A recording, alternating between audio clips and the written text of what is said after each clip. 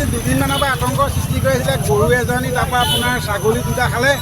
তাৰপৰা এতিয়া মানে কালিৰ পৰা মানে টিংগেটো পাতি থোৱা আছিলে।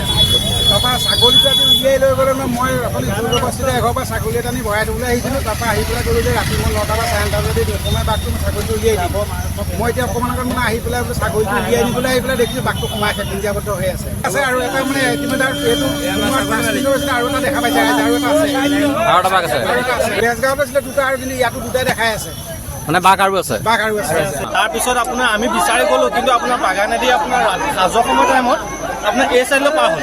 এই চাইডলৈ পাৰ হৈ পেলাই এইখিনি ৰাতিপুৱা টাইমত আপোনাৰ বাপেক বিধায়ক এহালে আপোনাৰ বুবু নামৰ মানুহ এজনে আপোনাৰ মানে এইখিনিত ছাগলী এৰাল দিবলৈ আহোঁতে আপোনাৰ তেতিয়া আপোনাৰ মানে মাইকী ছাগলীজনী থাপ মাৰি ধৰিছিলে নেকি। তাৰপিছত আজি ৰাতিপুৱা আপোনাৰ ল'ৰাটো বেহুচ হৈ যোৱা দি গ'ল। তাৰপৰা গৈ পেলাই মানুহগাল চব পলালে।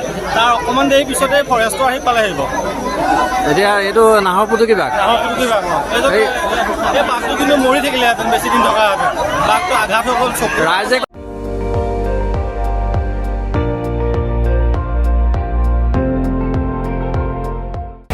আপুনি চাই আছে ND24, সৰ্বশ্ৰেষ্ঠ নহয় সৰ্বোত্তমৰ দৌৰত।